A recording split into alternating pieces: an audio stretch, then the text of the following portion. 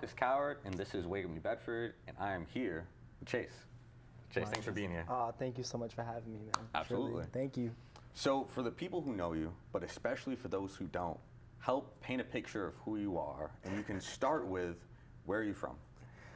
Yeah, that's actually a good question. So I was born here. Okay. I was born in New Bedford, Massachusetts. Okay. Yeah, I grew up here till I was about 7, and I moved to Florida. But I always remember this place. Great place, man. And in terms of who I am, I don't know. I'm just like this person, I guess. Like this lover. Let's hope, nice guy. And so, yeah. I feel like we're definitely paint a picture of that timeline. I feel like you do have a very interesting story, even with a little bit that I know about you. Mm-hmm. But so you're from New Bedford, then you moved to Florida, and then where are you living now? LA. And you're living in LA. Okay, so we'll start with New Bedford, and then we'll jump around a little bit. Okay. So, what do you remember from New Bedford? Let's start with your elementary school. What school do you go up to? What grade do you end up leaving? But start with elementary school. Do you remember that? Yeah, I actually do remember. I'll never forget it because those were times where I just remember being this ultra focused kid. I was a lonely child, so I remember everything. I went to an elementary school called Condon Elementary in the South End. Mm-hmm. And then at about 7 I moved to Florida. Okay. Mm-hmm. And was it something serious, or your family just wanted a different environment, or? I think it was serious. I think my mom was like, I seriously want more for my kids, right? Let me move them around. Okay. And in terms of being an emergency, it wasn't like that, but we just wanted more. Okay, cool. More life. And so now you're in Florida. Where in Florida did you move? Super south, or was it someplace people knew? Was it a bigger city, or was it somewhere smaller? No, I moved to Tampa, but it's interesting because people don't really know at that time. Tampa's this place. Right now, it's literally one of the largest growing cities in America. Interesting. Pretty sure COVID, it was the largest growing city in America. Tampa, Florida. But okay. And so, did you really enjoy your time while you were in Florida? Does that bring? No. Nah. Okay, so why was that? What do you mean? I missed my New Bedford family, Cape Verdean, my grandmothers and just my cousins. I remember I used to cry, bro. I used to cry. Just thinking about it makes me want to cry. Yeah, I would think back of everybody, my cousins, and it was horrible for me there. How long were you in Florida for? So from 7 to 12, and then yeah, I actually got to move back here for a summer, and then I was going to school for a couple weeks, and my mom found out that there was just some stuff going on, and she was like, nope, you're coming back. And I went there on Christmas, and she was like, you're not leaving. And I just remember crying, bro. Yeah. And so even still, you still have a lot of family in New Bedford? Oh yeah. Yeah, for sure. And so then you spend some time back here, and then once your mom says you want to move, then where do you move to then? So it's actually interesting when we moved back when she moved us back to, took me back. Yeah. We moved to Atlanta. So I grew up in Atlanta. Okay. For about 2 years, you know what I'm saying? And then I moved back here to go to Vogue, Greater New Bedford Vogue. Okay. For 4 years. Okay, so you went to high school here. Yeah. Okay, what was your shop? Carpentry. Is that what shop did you want, or is that the shop you wanted? I'm not gonna lie to you. I really I don't know what shop I wanted, because I didn't even know. But I just remember coming back here, you're going to Vogue. I'm like, what? Okay, shops. And I just remember it was exploratory. I don't know if you're familiar with the whole. Yeah, a little bit. Yeah. But yeah, I explored a couple shops. Everyone was electrical. I'm like, I don't even care. I wanted childcare actually. Interesting. Because little kids they're just I love kids. They're just so funny to me. Yeah, okay. And I remember my dad was like, you're not going. I'm just like, okay, carpentry, I guess. And I got, got in there. And I met some really good people. And so before you get to high school, when you're still in elementary school, middle school, moving around, do you have an idea of what you wanted to be when you grew up? Do you have a career in mind? No. Okay, you're just kind of living life. Yeah. Yeah, I had no idea. Yeah, okay. No idea, no. I just, it's a good question you said that, though, because when I got into high school, I started to hear music in my head a lot. And I would just always, be like, well, this is just something. And yeah, one thing went to another. I started to go to college. I moved to Miami to go to law school, and then I thought out of there, I was, but that didn't happen for me, and it's fine. But what made you want to go to law school?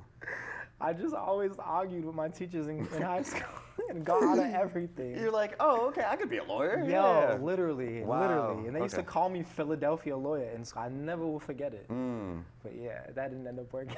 Sure, okay. I mean, so what made you want to go back to Florida after you had such negative experiences there? Yeah, that's a really good question. Was it just a good school that accepted you, or like was there something about Florida that was like kind of calling you back? Yeah, that's a great question. I actually, to be honest with you, I was mistreated here when I moved back to Massachusetts. Oh, really? By a lot of people, yeah. Well, people really loved me, and then people really didn't like me. But I believe it was because, it's funny, I talked about this with somebody. When you come from the South and you come back to here, I'm so used to like telling people, hey, good morning, and people are like, they think I'm being like wise, right? It's like I always have like a lot of up energy, and when I just realized that, like, the people here, they're not nice, and like that was a problem for me, and I just decided it was just time for me to go back to Florida, and I did about a year of college here. Went to Massasoit, and then I was living up in Easton. I don't know if you know where Easton is. Yeah.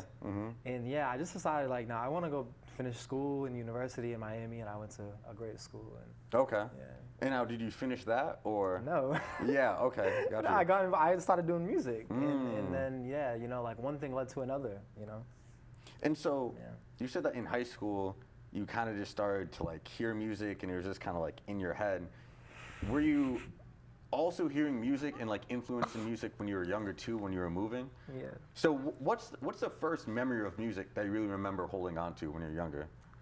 It's interesting you ask that. I literally was like thinking about this one day in an interview. That someone would ask me this, and you asked me that. Okay, That's cool. Crazy.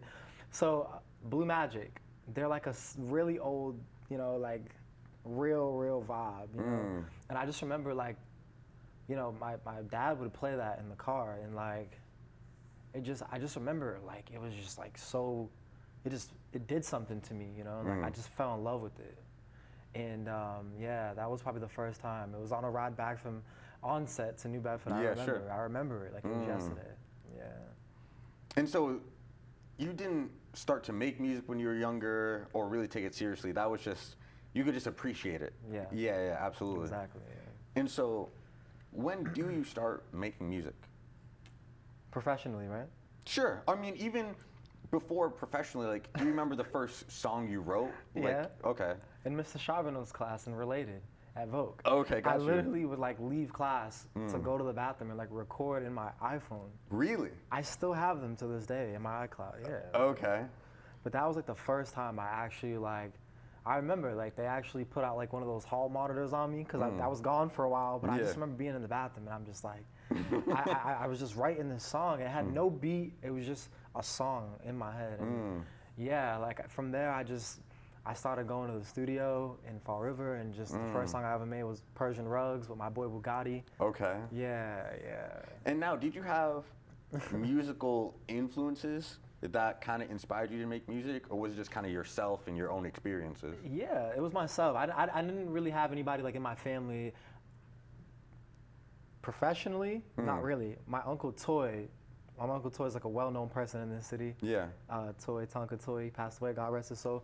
He actually was a karaoke dude, but he had all type of equipment, but I never like saw that and was like, I want to do this. You know, I always played basketball, but yeah, I mean, it was around though. Yeah. But even like in the industry, like were there favorite artists that you had that were like, oh, like I could do that, or like inspired you to make music? Oh yeah, definitely. Bobby Valentino, Usher, yeah, Prince, like some of like the older like bands as well. Like I said, Blue Magic. Yeah, sure. Yeah, the list goes on as well. And so you're making music in high school. How seriously do you end up taking it during that time? Like what year do you remember yourself doing that in the bathroom? Was that like sophomore year, junior year? Junior year. Okay. So towards the end, and is that really the extent of it, just recording? But you said you went to Fall River and were recording stuff like in the studio. Yeah, that was like senior year, and then I graduated and I started to really just go to the studio more and more and more.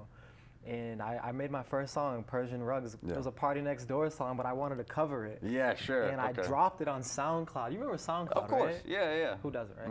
I did it on SoundCloud, and bro, I just remember like all the shorties from right here, they calling me up and all this stuff. Now I'm just like, this is like funny because I'm still not getting it yet that I could do it, right? I'm just like, okay, yeah, like I did that, whatever. And then, man, like it just, one thing led to another. So when you made Persian Rugs, okay, and when you're making music at that time, are you doing it because it's fun? Are you doing it because you're really passionate about it? Or are you doing it because like you could see yourself making money off of it? Never been about the money. Okay. Never. Never. So why are you making music? What's inspiring you to make music? You know, I think honestly, like I think it just comes down because when I was having this conversation with my mom, she was like, I think you got a little schizophrenia going on. And I'm like, no, that's not what it is. But to somebody who would think when I say I hear these things in my head, and no. I just, you know, I just started to hear whole songs, you know, and they weren't done. They weren't songs that were released. They weren't. And I just was like, so to answer your question, I think they come from a source somewhere. Yeah. You know, and I've had a conversation with one of my really good friends. She's a scientist, and they're actually trying to prove. I don't know if they're still working on the theory, but they had a theory that, you know, ideas are like you in this other realm, and like, so I don't know. Like I have no idea, but I believe it comes from a higher power. And you had these ideas, and you were just inspired to finish them and do something about them. Yes. Yeah, absolutely. Yeah. Exactly. And so, high school, right after high school, you're taking music kind of seriously. Yeah. But then you still have this idea to become a lawyer, okay? Like do you end up putting music like kind of in the background at that point? Yeah. Yeah? Completely. Yeah. And so you didn't see music as a career at that point, okay? That was just something I never did until I made MTV, my first music video. Okay, so when was that? So I'm trying to paint a picture that people can follow. Yeah. So you go to Miami to finish college. You don't finish, but you're in Miami. Yeah. Do you stay there? Do you move somewhere else right after that? Where are you? Yeah, so as I'm going to college, I actually like ended up dropping out. Yeah. Cause like the college thing there were just things that were happening, you know, in my real personal life. And then I ended up just getting an apartment in Miami. Okay. Working. And then some more drama happened, right? And I go to California I had like $3,000 on me. I was like, I hear this pop song in my head. I'm gonna get it done. And then I failed. Oh, wow.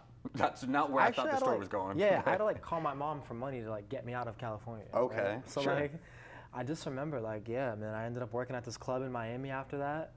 I went back to Miami, right? Worked at a club. And your mom's in Miami too? No, my mom's in Tampa at the time. Oh, sure. Okay. So I was like just staying at cousins' houses and friends and just freestyling, right? And then I go to Miami for this job opportunity at like the biggest club in Miami. I make a song. My boy like goes behind my back and gives it to the DJ. Okay. This is the biggest club in Miami. Yeah. My music's playing. Wow. And I'm like, oh, wow. That's crazy. Yeah. And did it sound good? Like, was it a song you liked and you just didn't want to put it out yet? No, I actually didn't like it. I'm glad I asked. I was like forced to make it as well because this producer was like asking me to get on his beat and I was like, whatever, bro. And I did it and then, next thing you know. And at this point, what kind of music are you making? Are you rapping? Are you singing? Is it a mixture of both? No, I've never been a rapper. Okay, I'm got more you. of a vocalist. Yeah, sure. Yeah. And so that one experience, that opportunity where that DJ's playing your music in this club, where did that lead to? You know, I thought it was gonna lead to something big. Okay. I thought that was like the silver tuna, right? It literally didn't wind up being anything. It just, well, for me, it was fulfillment. So it felt like millions of dollars to me. But in terms of, monetizing it or like an opportunity or a record deal, flatline. Okay. Okay. So then from there, I get where you're going with this, right? You want to know what happens next, right? Yeah, what happens next? Yeah. Yeah. I'm following you. I got a job, bro. Okay. I got a job at this place, man. And I performed at Club Live like a couple weeks before I got the job. And I just remember like the owner of that establishment, he found out that I performed at Club Live, and he owned the restaurant. So he's like sitting me down with like Michael Bay, who directed Bad Boys. And J-Lo comes in a couple of days, and I'm sitting with J-Lo at her dinner table. Mind you, I'm on the clock working. Yeah, sure. All the employees are looking like. So yeah, I ended up meeting Pharrell. I ended up meeting J Balvin's manager. His name's Fabs. Like I met all these people, but guess what? Flatline again, just nothing, right? And I remember saying like I quit music. I quit, and then I moved back to New Bedford. I ended up getting really depressed. This is 2020 now. Okay. And then a couple weeks go by. I'm like, I can't live here, bro. Can't do it. Yeah. Okay. Just couldn't. And I moved back to Florida. I actually got clinically depressed, so I was like in bed, finished. Yeah. Couldn't get out of bed, right? I literally heard this like song in my head again called Reckless, and something just told me, get on a bus, go to Florida. I mean, I'm in Florida. Go to the studio in Miami, where my boy Maroon's at, much love to Maroon, and we make Reckless, right? I post this vegan meal that I got like after the studio. Okay. This director hits me up. He's like, bro, you make music. I'm a director. I'm like, okay. He's like, send me some music. I send him a song that I did like years ago. And he's like, bro, I think we could do this video. Okay. We shoot the video. I'm like, okay, whatever. Send it to my uncle out in LA. I wake up one day, he says, check your email, it's MTV telling me that we made MTV. Wow. Yeah. So super random. Super random, and this is all off the voices in my head. Again, remember? Yeah. All I remember hearing, it was like, just go make this video, make the song, the rest will follow. Like, that was all I heard, bro. I just remember that in the song. And then, But you don't even, MTV doesn't even pick up Reckless. They pick up a song that you'd done earlier, no, you're saying? They picked up the music video for Reckless. Okay, got you. Yeah. Okay. Yeah. And so, did Reckless end up being like one of your biggest songs that you've done to date? Yeah. Okay, really? Yeah. What was that song about? Oh my God, bro! I hate even talking about this. Was it a story? Was it based on something that you'd experienced? Yes, this girl who I was like madly in love with since I was like, I moved back here like to go to high school. Yeah. This girl from here, like I won't say her name, of course, but like we just always had a love thing, and she always had a boyfriend, or like I just was, like and then I just get to Miami one time when I'm pretty sure when I came back from LA, like I was in Miami, I see her. Okay. We start talking like heavy. I'm like, this is it. Like, this is my wifey. This is my baby girl. Yes. I got her now. Like this is we lit. I'm seeing her in Miami, and it's perfect timing. I just gotta, and I'm just like, me and Shorty. We start texting heavy, and it's just I'm thinking we're texting every day. It's long distance. She's in New Bedford right now. Yo, like I ended up telling her like, yo, I need to move back to New Bedford real quick. I gotta figure some things out. Yeah. Flatline. No, bro. Yo, that's what I said. I'm like, dog, what? What happened? Bro, I'm getting the selfies to the iMessage to my messages. This isn't the story or the Snapchat. Yeah. You feel me? Like I'm getting these messages like these just good morning, King. Yep. Have a good day, handsome. Hyping you up. You're feeling great. You're feeling on top of the world. To nothing. Bro. Ghosted. OD. That hurts. That hurts to hear. I can't even imagine. So do you feel like that played a part into your depression? Yeah. Yeah. I mean, like obviously you had other stuff going on, but like that didn't help. Bro, I can imagine. That was like my dream girl. Yeah. Mind you, my dream girl's never been like a superstar. Well, now it's Tyler. You know what I'm saying? We're gonna lock that down. Okay. But like. Prior to all this, I always wanted to be with a girl from the city. Like, I always had this dream of, like, building this empire with, like, this Cape Verdean girl who's gorgeous. And yeah, man, yeah. But I think. But it's those moments, it's those experiences that you turn into songs that end up being the most, like, powerful, like, pieces of art, honestly. Like, the best pieces of art are always influenced by some strong emotion or experience that just comes from the rawest place. Yeah. And so, are you happy that happened? Like when you think about that now, do you instead of that pain, do you think about the success that Reckless brought you? Or do you still have to think about that pain? Like it was just that real? You know, I actually get over things pretty easily now. And Okay. like, you know, that whole situation was misfortunate. It brought me a lot of pain, but it also brought me a lot of success. Yeah. And it actually brought me something worth much more than gold. It brought me to a place where I proved something to myself. Because, you know, my dad and like my family told me that I was out of my mind, like thinking I'm gonna do music. Like, I remember getting yelled at for it, like, you know, and I just, when all that happened, bro, I was just like, yeah, like this is real. Like I'm really on MTV, facts. Like I have the email. Like, Yeah. And then they hit me again with the, you know what's crazy, bro? They actually hit me with a flyer. I was on the same flyer as like DJ Khaled, Justin Bieber. Wow. Facts. And then like, they hit me the next 2 weeks and they were like, listen, we love this video. Like, we don't even do this for major artists. Like, we're gonna keep running it. And I was like, I bet. Like, that means something. Like, this is actually, like, real. This is real. And then I made 53 radio stations off Reckless. Wow. Yeah. And at that point, is it just the publicity that's crazy, or is this also starting to make you some money, too? Yeah, of course. Yeah. I started getting asked to, like, pull up to clubs in Miami and all that, actually, yeah. Okay. Fact, yeah. And so we have a few more minutes left, and we're just getting started with your story. But I do want to bring up, like, these painful moments. I don't want to go into too much detail unless you want to. We can go into it if you want. But I'm about it. I just, through going through your Instagram page, and what really reminds me is because Ill Will is fighting this Saturday. And I remember I saw this video that you posted of like you fighting in the gym, but you had mentioned that Ill Will like helped bring you out of this really dark place that you were in. Yeah. Was that one, and you were just mentioning how like you were depressed at a couple points of what we were just talking about.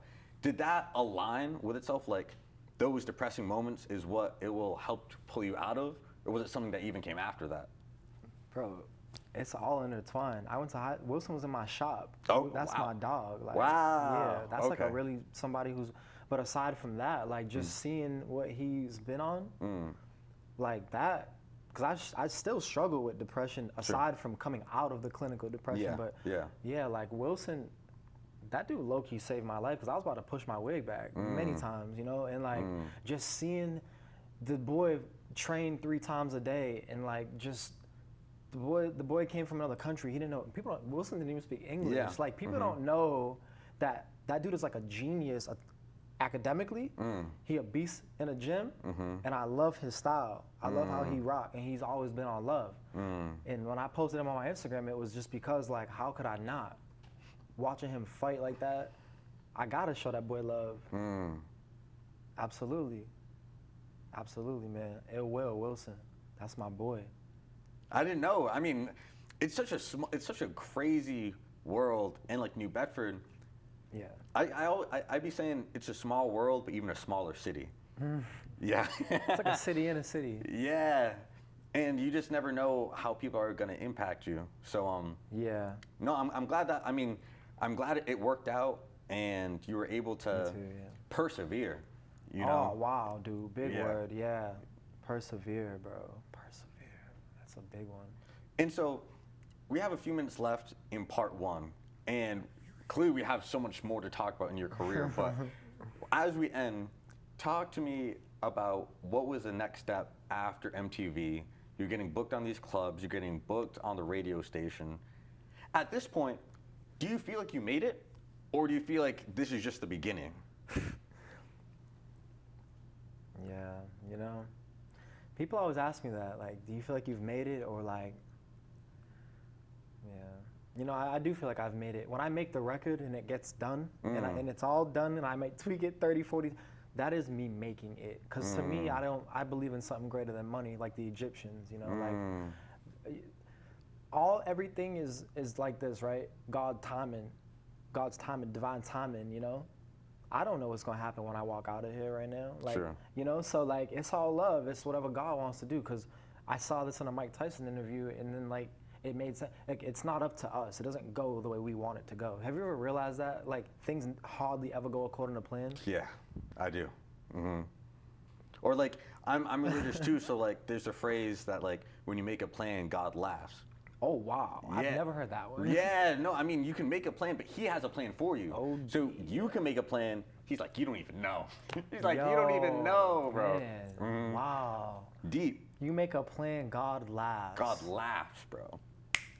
Wow. You don't even know. So when you talk about that divine timing and like things don't work out how you plan, bro, because you can't plan life. You can think you can plan stuff. You can't plan how other people are going to interact with that plan and other people's part in your life. You can't. You don't know. You can't, and then things happen, right? Yes. You have to. That's why for me, I'm so blessed for my mom to put us in Florida, because what that did to me psychologically was I know how to adapt. Okay. Like when I first moved to California, I lived in a nice home until that ran short. I moved to Gardena Watts.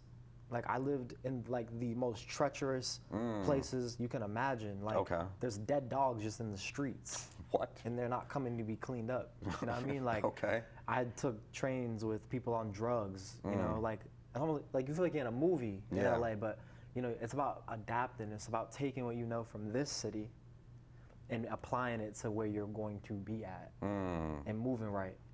You know, I moved away, but all that was taught from, you know, the higher power and God and New Bedford and just everybody that I've ever met. It's all full circle. You ever heard that? Everything's full circle? Yeah. That is legitimately true. Trust me. And so that wraps up part one. Lovely. Clearly, we still haven't talked about a lot. And I really wanted to start part two with, because you say you live in LA now. Yeah. Right? And so I'm super interested in how you end up back there. like you've lived such an interesting life in not just what you've experienced, but where you've moved. You know, like you keep adapting, but I'm really interested in how you end up back in LA and where your life takes you from there, you know? Clearly, like even off camera, you are interacting with a lot of people, a lot of famous people, and you know, your life after that MTV moment really starts to pick up at some point. And I'm interested to just get more of those details, how it felt, and just hear more of your story. Let's do it. I'm super excited. So everyone, this has been Chace. Watch us in part two, where you learn more about the story and how it continues. We are just getting started, okay? Thank you so much for watching. This has been Chace. Catch us in part two. Peace. Much love. I'm running.